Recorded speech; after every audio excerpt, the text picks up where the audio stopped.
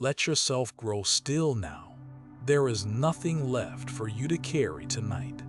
The day has closed behind you, gently, the way a flower closes its petals when the light goes down, and whatever happened in it is finished now and does not need you anymore. You can set it down. You can let your shoulders soften and your hands grow heavy and your breath slow into something deep and quiet and easy, like the long, slow breathing of the earth itself. Listen, the story I am going to tell you tonight is very old, and it moves at the pace of the seasons, slowly, slowly, with no hurry in it at all. It asks nothing of you but that you rest. You do not need to remember it. You do not need to follow every word or hold on to every name. The words are only a soft, warm path for you to wander down until sleep comes to meet you, and you are welcome to fall asleep at any time. Whenever your mind drifts, let it drift. Whenever your thoughts wander off from my voice into the dark, let them wander. That is exactly what is meant to happen here. Tonight we go to a green and golden land at the very beginning of things, when the world was younger and softer than it is now, and the seasons did not yet turn. Imagine that for a moment before we begin. A world without winter. A world where the wheat stood always tall and golden in the fields, and the fruit hung always ripe upon the branch, and the flowers never closed and never fell. A world of one long, endless summer, warm and bright, where the cold had never once come, because the cold had not yet been born. This was the world that Demeter made. She was the great goddess of the grain and of the growing earth, of the wheat and the barley and all the green things that root in the soil and reach toward the sun. Wherever she walked, the land grew rich behind her. The seeds woke in the dark ground at her passing. The young shoots pushed up green and glad into the light. The ears of grain grew heavy and golden, and the orchards bent low with fruit, and the whole wide earth was a single garden, fed and tended and loved by her steady hands. And Demeter had a daughter, and the daughter was the heart of all her gladness. Her name was Persephone. She was young and bright and full of life, the way the spring is full of life, and she went laughing through the meadows of that endless summer, gathering flowers, her arms full of blossoms, her hair loose in the warm wind. Wherever Persephone walked, the flowers seemed to lean toward her, glad to be picked, glad to be near her. She was the daughter of the goddess of the growing earth, and something of all that growing and greening lived in her too, in her quick step and her easy laughter and the light that seemed to follow her through the long bright fields. So the mother tended the wide world, and the daughter went bright and laughing through the meadows, and between them the earth was warm and golden and at peace. That is where we begin tonight. In the warmth, in the light, in the long, unbroken summer before anything was ever lost. Let that warmth gather around you now, soft as a wool blanket, while the story carries on without needing anything of you at all. Stay a while in that golden meadow with Persephone. We are in no hurry to leave it. Picture the place where she loved to wander best. It lay in a broad green valley, ringed by gentle hills, where a soft spring rose cool out of the ground and ran away in a small bright stream through the grass. The meadow was wide and open to the sky, and it was thick with flowers of every kind, more flowers than you could ever count, growing all together in the warm light. There were violets, low and dark and sweet, hiding in the cool of the grass. There were soft, pale roses and bright crocuses, and lilies standing tall and white. and the small blue flowers that grow along the edges of streams. The air above the meadow hummed with bees, slow and golden, drifting from bloom to bloom, and the whole valley smelled of honey and green grass and warm earth. Persephone came to this meadow often in those bright, endless days, and other young ones came with her, the daughters of the sea and the streams in the deep places of the earth, and they would wander together through the flowers, gathering them by the armful, weaving them into long chains and soft crowns, calling out to one another across the grass whenever one of them found a bloom more lovely than the rest. Their laughter went up into the warm air and drifted away over the hills. It was a gentle, easy happiness, the kind that asks for nothing and notices nothing, the happiness of a long afternoon that seems as though it will never end. On the day our story truly begins, Persephone wandered a little apart from the others, deeper into the meadow than she usually went, following the flowers as they drew her on, for there seemed to be no end to the loveliness of that day. Each bloom she picked, there was another just beyond it, lovelier still, and she followed them, smiling, with her arms growing full of violets and roses, deeper and deeper into the wide green field, until the voices of her companions grew faint and far behind her. And there, alone in the deepest part of the meadow, she saw it, a flower she had never seen before. It stood by itself in a little clearing in the grass, and it was a narcissus, but a narcissus like no other that had ever grown. It was tall, and it bore not one bloom, but 100 blooms upon a single stem, a great soft cluster of pale and golden flowers, and it shone in the warm light as though it held a little of the sun inside it, and its scent drifted out across the whole valley, sweet and strange and wonderful. The wide earth itself seemed to have brought it forth, just there, just then, as a marvel and a wonder. Persephone stood and looked at it, and her heart filled with delight. She had never seen anything so lovely. She did not know, and how could she have known, that the flower was a snare, set there by powers far older and deeper than herself, to draw her to that lonely spot. She knew only that it was beautiful and that she wanted it, the way you want a beautiful thing on a bright, untroubled day, simply and gladly, with no shadow of warning in it. She set down her armful of violets in the grass. She reached out both her hands toward the 100 pale blooms, and she took hold of the stem to draw the great flower up out of the warm ground. Let her reach for it slowly. There is no fear in her yet, and there need be none in you. She is only a bright young girl in a sunlit meadow, reaching for the loveliest flower she has ever seen, on what feels like the gentlest day in all the long, warm summer of the world. When Persephone closed her hands around the stem of the great narcissus and pulled, the earth itself answered. There came a low sound, deep and soft, like distant thunder rolling far beneath the ground, and the warm soil of the meadow trembled under her feet. And then, where the flower had stood, the ground opened. It did not tear or break or frighten her with violence.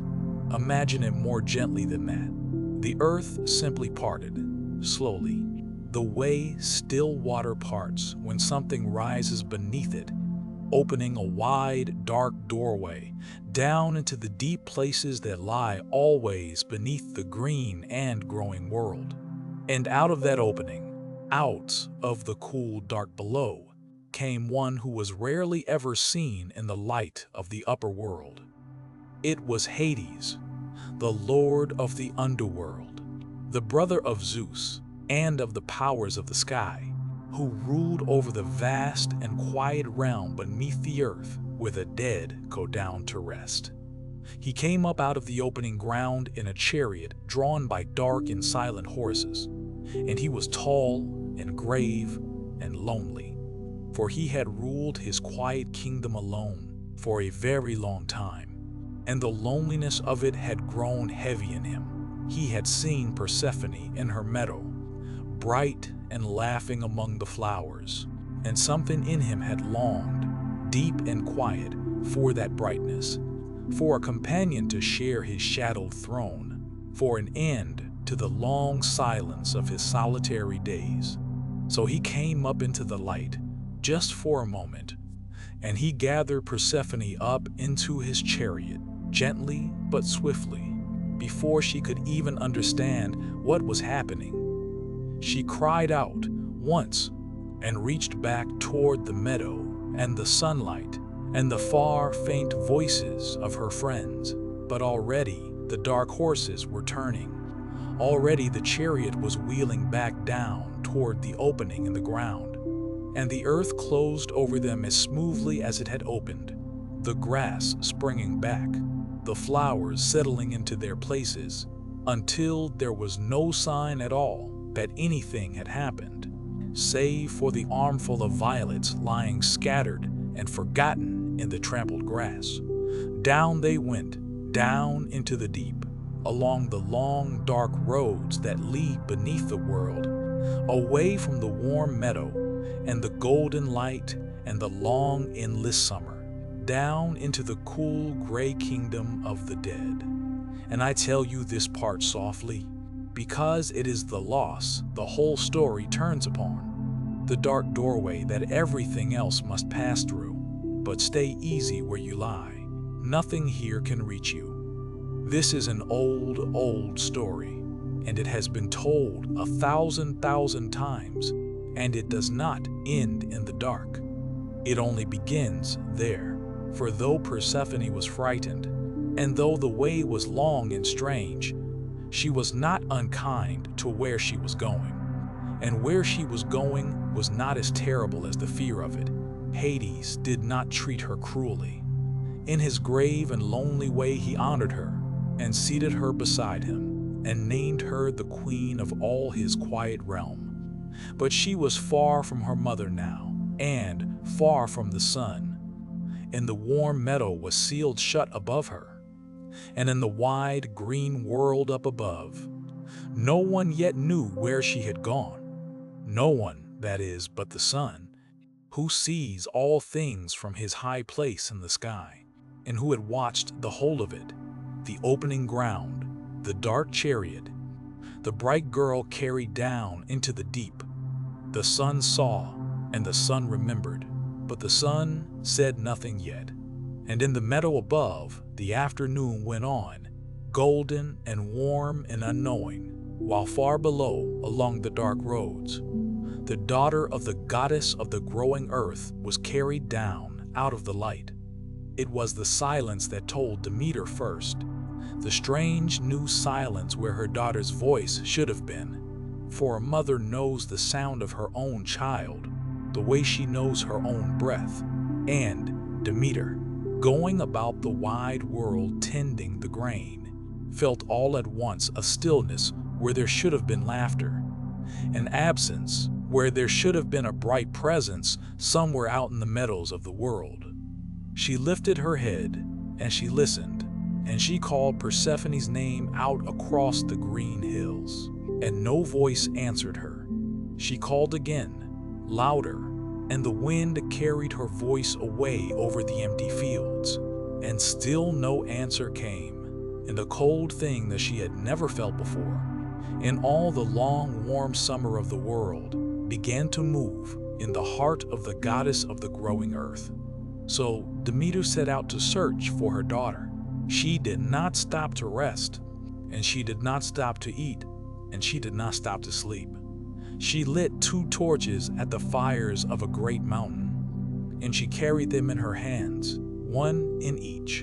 And through the long days and the longer nights, she went searching across the whole face of the world, calling her daughter's name.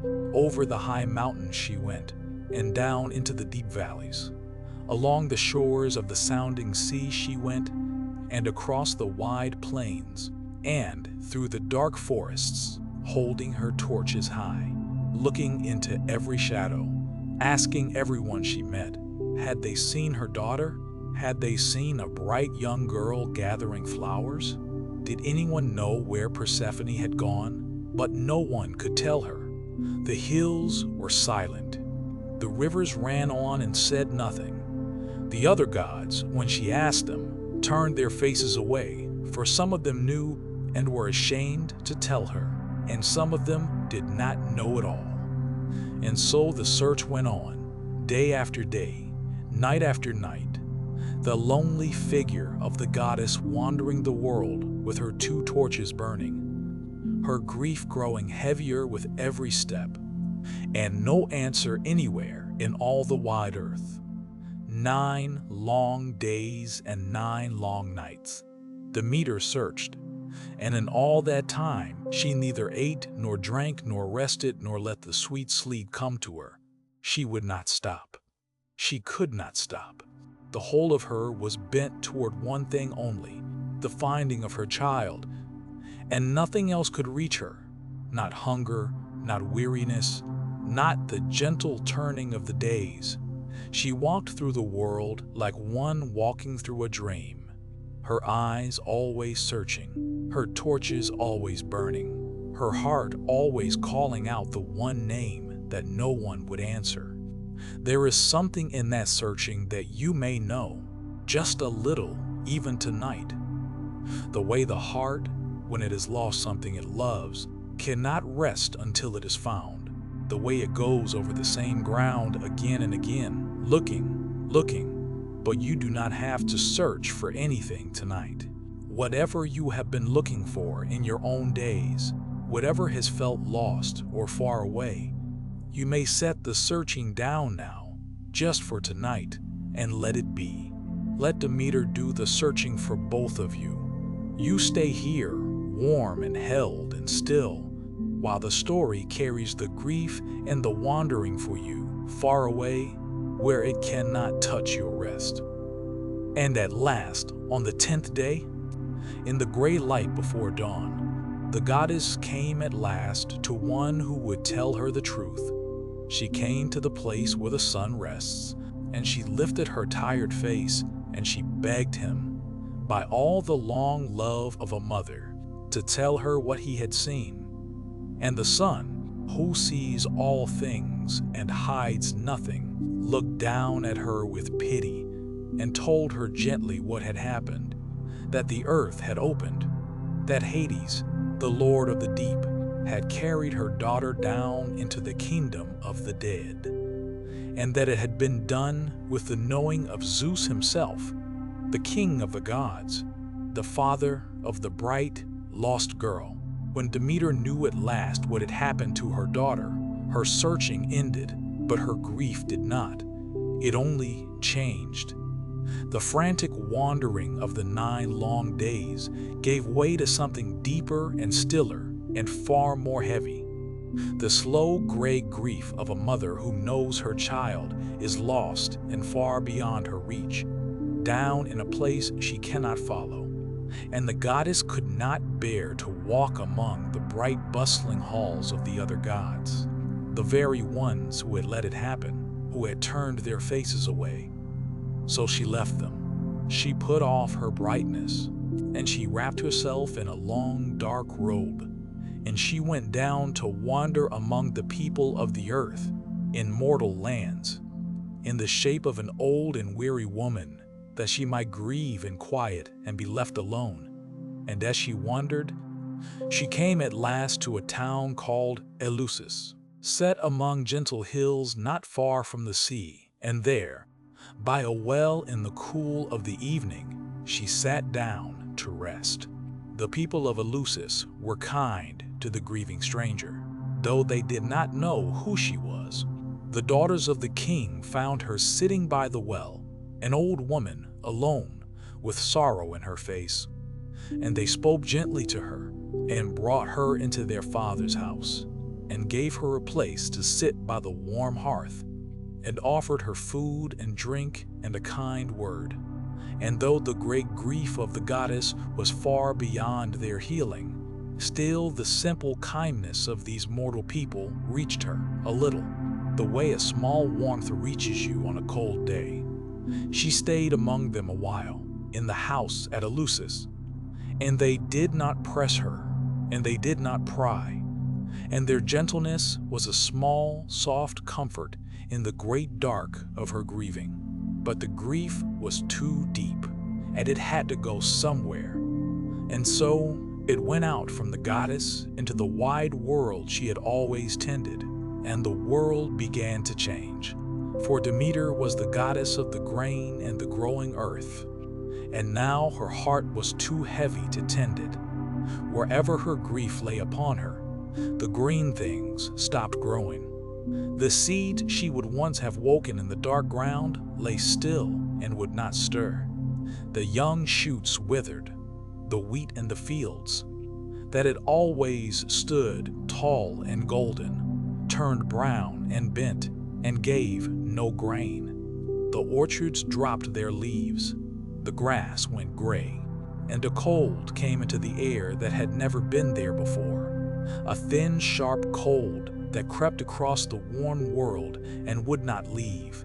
This was the first winter. There had never been one before. The long, endless summer of the young world that had never once known the cold now felt for the very first time the gray breath of a season without growth. The fields lay bare and brown under a pale, low sun. The trees stood empty, their branches dark against the cold sky. The earth grew hard and still and quiet, and nothing grew anywhere in all the wide world, because the goddess who made things grow was sitting in a darkened house at Eleusis, grieving for her stolen daughter, and her grief had laid itself down over the whole face of the earth like a long gray shadow. And the people of the earth grew afraid, and they grew hungry, for the grain did not come, and there was nothing to harvest, and nothing to store against the cold. They prayed to the gods for help, but no help came, for only Demeter could make the grain grow, and Demeter would not. Up on the bright mountain where the gods dwelt, Zeus himself looked down at the dying world, at the bare fields and the cold sky and the hungry people, and he saw that this could not go on. The world was failing, the earth was growing barren. Something would have to be done, and only one thing would do it. Persephone would have to come home. Let the gray stillness of that grieving world settle softly over you now, not as a sorrow, but as a deep and quiet rest. The whole earth had gone still. The growing had stopped. Everything was sleeping under the cold, waiting, holding its breath in the long gray quiet. And there is a kind of peace even in that waiting, the peace of a world laid down to rest, holding very still in the dark, until the time should come for it to wake again. So Zeus, the king of the gods, the father of the lost girl, looked down at the failing world and knew that something must be done. And he sent his swift messenger down along the dark roads, down into the deep kingdom of Hades, to ask that Persephone be allowed to return to the light and to her mother, into the world that was dying without her. Down went the messenger into the gray realm beneath the earth, into the great quiet hall where Hades sat upon his shadowed throne, with Persephone beside him as the queen of all that silent country. And the message was given. The world above was failing. Demeter's grief had stilled the whole green earth. The people were hungry and the fields were bare, and unless the daughter came home, the world itself would wither and die. And so the king of the gods asked that Persephone be set free to return to the upper world and the light. Now Hades heard this, and he was grave and quiet as he always was. He had grown to care for Persephone in his lonely way, In the long, quiet months she had spent beside him, and she had brought a light into his shadowed kingdom that he had never known before. He did not want to lose her, but he was not cruel, and he would not hold her against the will of the king of the gods and against the dying of the whole green world.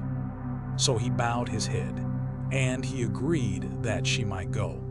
She might return to her mother and to the sunlight and to the meadows she loved.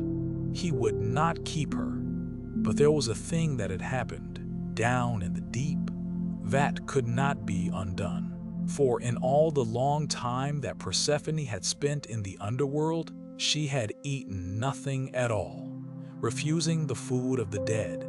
For there was an old and deep law that whoever ate the food of that realm could never wholly leave it.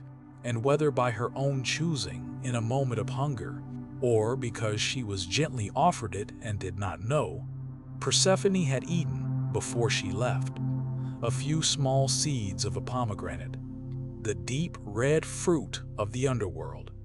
Only a few seeds, a small thing, but by that old law, those few seeds had bound her, just a little, to the kingdom below. Having tasted the food of that realm, she could not now leave it forever. A part of her belonged to the deep now, and would always belong to it. And so there had to be a bargain, a gentle one, a sharing. It was Zeus himself who shaped it, looking for the way that would wound no one and heal the world. Because Persephone had eaten those few small seeds, she could not stay always in the light. But because she had eaten only a few, she need not stay always in the dark. So it was settled, between the powers of the sky and the earth and the deep, that Persephone would divide her time between the two worlds.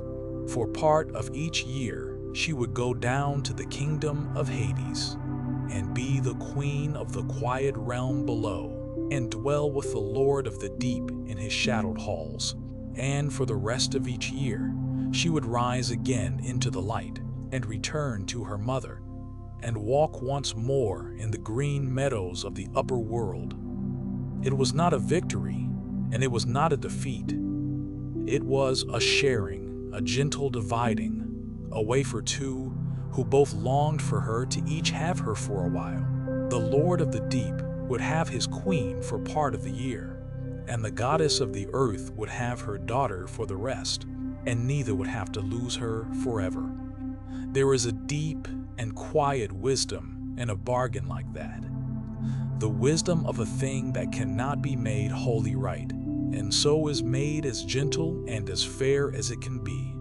Let that gentleness be the feeling you carry down toward sleep now. Not everything can be made whole again, but almost everything can be made bearable and shared and softened and turned at last toward peace. So word was sent up out of the deep, along the dark roads into the cold gray world above. Persephone was coming home, and Hades made ready his chariot, the same dark chariot drawn by the same dark horses that had carried her down into the deep so long before. And now they would carry her up again, back toward the light. He bid her a grave and gentle farewell, for he would see her again when the year turned. And she went up out of the silent kingdom, up along the long dark roads, up toward the surface of the world and the sun she had not seen in so long. And the dark horses climbed, and the way grew lighter, and at last the earth opened once more, that same wide doorway in the ground. And Persephone came up out of the deep and into the pale, cold light of the grieving world. Demeter, in her darkened house at Eleusis, felt it the moment her daughter rose. The same way she had felt the silence when Persephone was lost. Now she felt a brightness, a warmth, a presence returning to the world, and she lifted her head, and her heart leapt within her. And she rose up and went out swiftly to meet her child. And when the mother and the daughter saw one another at last, across the bare gray fields, they ran to each other, and Demeter caught Persephone up in her arms and held her, and could not let her go, and wept for the long grief that was ending, and laughed for the joy of having her home. Picture that meeting softly, the two of them holding each other in the cold, pale light, the mother and the daughter, lost and found after so long a parting. There is no sweeter thing in all the old stories than a lost child come home. And as the goddess held her daughter, and the great grief lifted from her heart, the world itself began to answer, for Demeter was the goddess of the growing earth. And as her sorrow turned to joy, the long gray winter began gently to break. Picture it spreading out from where the mother and daughter stood, the hard ground softening, the cold air growing warm. And then, in the bare brown fields, the first faint green, a single blade of grass pushing up out of the dark soil. Then another, then 1,000 more, until the whole wide earth was greening again, waking again, stirring up out of the long cold sleep of that first winter. The seeds that had lain still and dead in the ground all through the gray months now woke and stirred, and sent up their pale green shoots into the warming air. The trees that had stood bare and dark now budded and softened, and opened their new leaves to the returning sun. The grass grew green across the gray hills. The flowers that had not bloomed in all the long winter now opened everywhere at once. Violets and crocuses and pale roses, until the meadows were thick with them again, the way they had been on the day that Persephone was lost. The whole earth bloomed and greened and woke, glad and warm and alive, because the daughter had come home, and the mother's grief was healed. And the goddess of the growing earth was glad once more, and where she was glad, the green things grew. This was the first spring. There had never been one before, because there had never been a winter to thaw from. But now the world had known the cold, and now it knew the warmth again, and the turning from the one to the other, the slow, sweet waking of the green world after the long gray sleep, was the most beautiful thing that the young earth had ever seen. The people of the world came out of their houses into the warming light and saw the fields greening and the flowers opening, and they wept for gladness, and they gave thanks to the goddess, for the long hunger was ending, and the grain would grow again, and there would be a harvest, and they would not go hungry through the cold. But you remember the bargain, the gentle dividing. And so the joy of that first spring was not the end of the story, but the beginning of a rhythm that would turn forever after, a rhythm you yourself have lived inside all your life, without perhaps ever knowing where it came from. For Persephone could not stay always in the light. She had tasted the seeds of the deep, and a part of her belonged to the kingdom below, and so each year, when the time came, she would have to go down again into the dark, and be the queen of the quiet realm, and dwell once more with the Lord of the deep. And each year, when she went down, the same thing would happen that had happened the very first time. Demeter, knowing her daughter was leaving her, would grieve again, and as her grief came over her, the green things would stop growing, and the leaves would fall, and the cold would creep back into the air, and the world would settle once more into the gray quiet of winter. And so the seasons turned, and turned still. When Persephone goes down into the deep, the earth grows cold and bare, and the grain sleeps in the ground, and the trees stand empty against the gray sky. That is the autumn and the winter. the time of the mother's grieving, the time when the daughter is far away in the dark.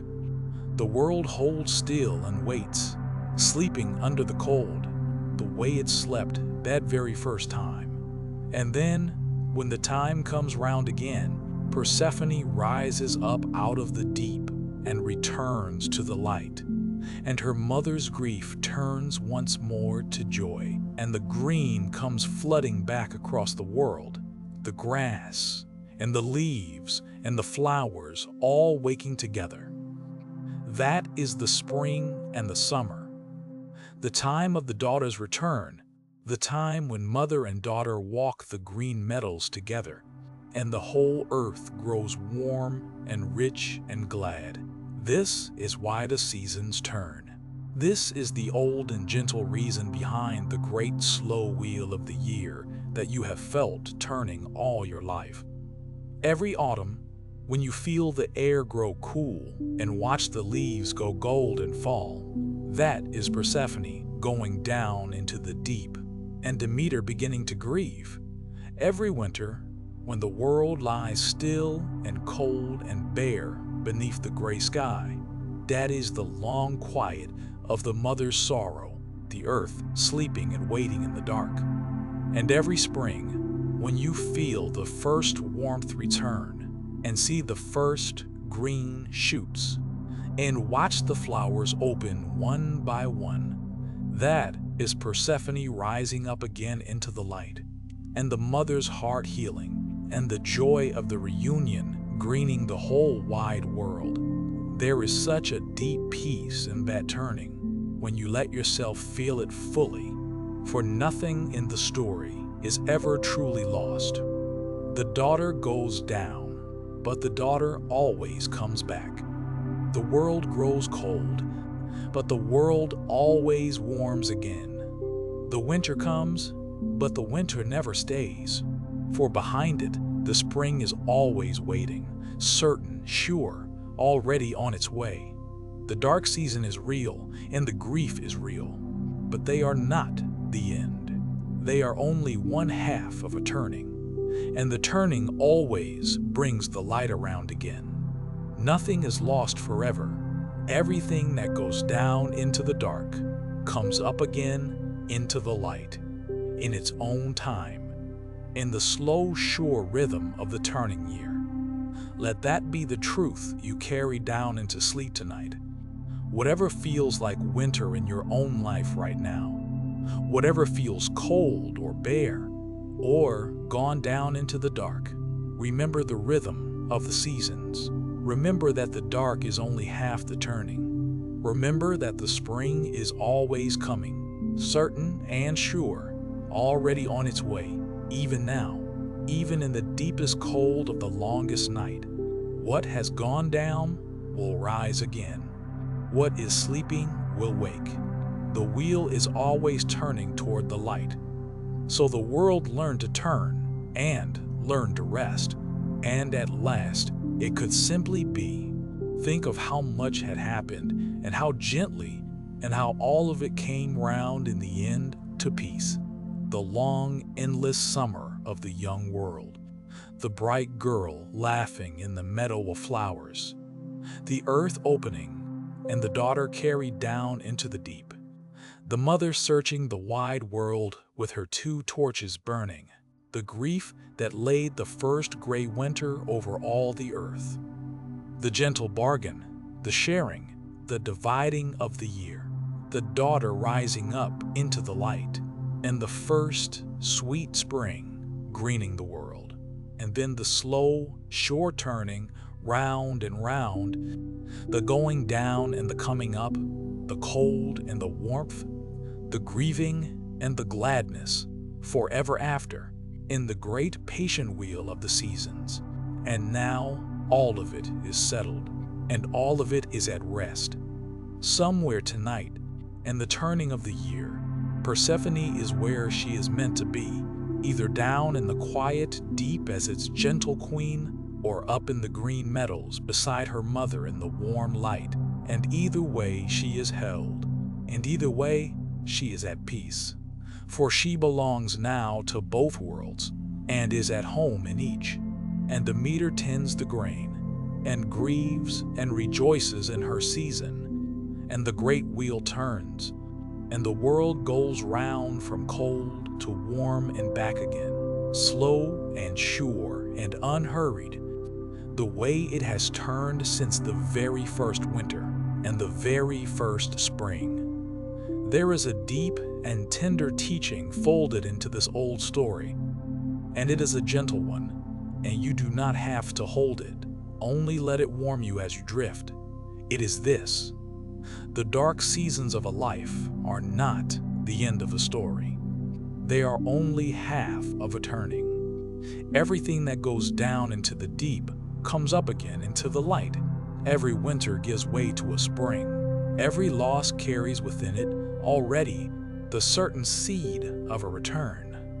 The mother grieved, but the daughter came home. The world grew cold, but the world grew warm again. And the going down and the coming up were not two different stories, but one single turning. The deep, slow rhythm by which the whole green world breathes in and breathes out, sleeps and wakes, rests and rises forever. So when you sleep tonight, you are doing the oldest and the wisest thing the world knows how to do. You are going down gently into your own small winter, the warm, dark quiet of sleep, where everything rests and waits and holds still. And in the morning you will rise again into the light. The way the world rises every spring, the way Persephone rises out of the deep, remade and renewed and ready. Each night you go down into the dark like the daughter going into the deep. And each morning you come up again into the light, like the spring greening the world. There is nothing to fear in the going down. The coming up is always already on its way. Let your breath grow slow and deep now, slow as the turning of the seasons. Let your body grow heavy and warm and still, the way the earth grows still beneath the winter, resting, waiting at peace. Feel yourself held, the way Persephone is held in both her worlds, the way the seeds are held safe in the dark ground all through the cold, waiting for their spring. There is nothing to do now. There is nowhere to be. The wheel is turning, slow and sure, and it is turning, as it always does, toward the light. And you do not have to turn it. You only have to rest and let it carry you. The meadow is full of flowers. The grain stands golden in the fields. The mother and the daughter walk together in the warm light, and the world is green and glad and at peace. And you are held, as the whole turning world is held, safe in a story older than the seasons, warm in the long, sweet quiet of the night. There is nothing left for you to do. What was lost has been found. What went down has risen. The spring is always coming. Let yourself sink now, slow and deep and warm, down past the last thin edge of waking, into the soft, dark rest from which, in the morning, you will rise again. Sleep now. The world is turning. The spring is on its way. Good night.